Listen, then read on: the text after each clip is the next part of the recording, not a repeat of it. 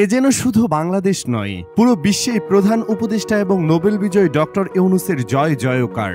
তার আগে কোনো সরকার প্রধানই জাতিসংঘে বাংলাদেশকে এমন উচ্চতায় বসাতে পারেনি। তার উপস্থিতিতে রীতিমতো মুগ্ধ পুরো অধিবেশন। ডক্টর ইউনূসের বক্তব্যের প্রতিটি লাইনেই বাংলাদেশকে সচল করার ইচ্ছা আর অনুরোধ, প্রতিটি প্রস্তাবে সোনার বাংলাদেশ গড়ার তীব্র আকাঙ্ক্ষা। প্রতিবছর যুক্তরাষ্ট্রের নিউ ইয়র্কে জাতিসংঘের অধিবেশন বসে।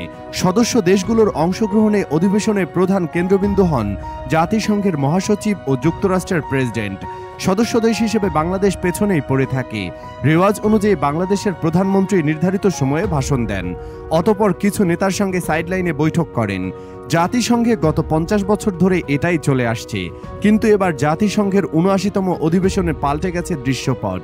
আন্তর্জাতিক খ্যাতিসম্পন্ন ব্যক্তিত্ব নোবেল বিজয়ী ডক্টর মোহাম্মদ ইউনূস বাংলাদেশের অন্তর্বর্তী সরকারের প্রধান উপদেষ্টা বা প্রধানমন্ত্রী হিসেবে অধিবেশনে যোগদান করেছেন। ক্ষুদ্র ঋণের জনক ডক্টর ইউনূসের আন্তর্জাতিক ইমেজে পাল্টে গেছে জাতিসংঘের অধিবেশনের দৃশ্যপট। যুক্তরাষ্ট্র থেকে শুরু করে বিভিন্ন দেশ থেকে অধিবেশনে অংশ নেওয়া রাষ্ট্রপ্রধান, সরকার প্রধানদের সবার দৃষ্টিতে ডক্টর ইউনূসের দিকে। জানা গেছে, একমাত্র প্রতিবেশী দেশ ভারত ছাড়া অন্যান্য দেশের গুরুত্বপূর্ণ ব্যক্তিরা উৎসুক দৃষ্টিতে ডক্টর ইউনূসের দিকে তাকিয়ে থাকছেন। কেউ ছবি তুলছেন, কেউ কাছে এসে করমর্দন করছেন। ইউনূসের সঙ্গে কথা বলতে পেরেই যেন অনেক দেশের প্রতিনিধিরা নিজেদের ধন্য মনে করছেন। এছাড়াও বিশ্বব্যাংক, আন্তর্জাতিক মুদ্রা তহবিল IMF, জাতিসংঘের মানবাধিকার বিষয়ক কমিশনের প্রধানের সঙ্গে বৈঠক ও ক্লিন্টন ফাউন্ডেশনের প্রধান পৃষ্ঠপোষক সাবেক মার্কিন প্রেসিডেন্ট বিল ক্লিন্টনের অনুষ্ঠানে বক্তব্য দিয়ে সবার দৃষ্টি আকর্ষণ করেন তিনি বাংলাদেশের ছাত্র আন্দোলনের চিত্র তুলে ধরে আগামীর বাংলাদেশের পথরেখা উপস্থাপন করেন। একই সাথে জাতিসংঘের অধিবেশনের সময় মার্কিন প্রেসিডেন্টের সঙ্গে ডক্টর ইউনূসের বিশেষ বৈঠকে আন্তর্জাতিক পরিমণ্ডলে বাংলাদেশকে অনন্য উচ্চতায় নিয়ে গেছে। ইতিহাসের পাতা ঘেঁটলেই জানা যায়, স্বাধীনতার পর থেকে বাংলাদেশ যুক্তরাষ্ট্রের সম্পর্ক কখনো ভালো, কখনো টানাপোড়েনের মধ্য দিয়ে গেছে। গত এক দশকে বিভিন্ন ইস্যুতে সেই সম্পর্ক একেবারে তলানিতে গিয়ে ঠেকেছে।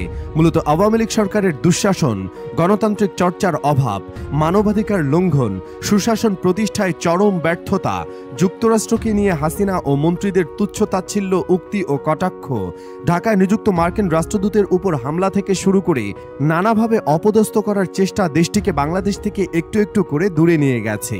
সেই দূরত্ব ঘোচাতে এবং সম্পর্ক পুনরায় গতি ফেরাতে কাজ করে যাচ্ছে বর্তমান অন্তর্বর্তীকালীন সরকার।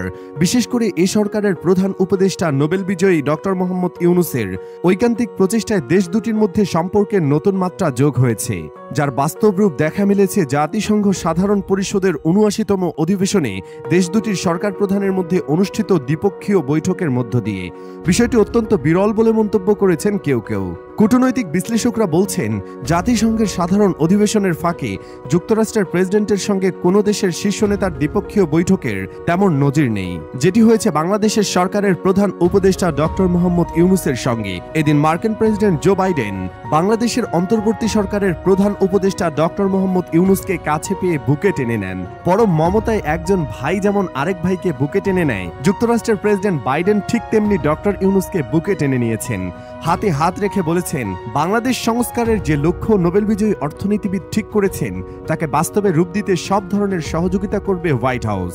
বিশ্বের অন্যান্য উন্নত দেশের সরকার প্রধানরাও ব্যস্ত ছিলেন বাংলাদেশের প্রধান উপদেষ্টার সাথে হাত মেলাতে অথবা কুশলাদি বিনিময় করতে।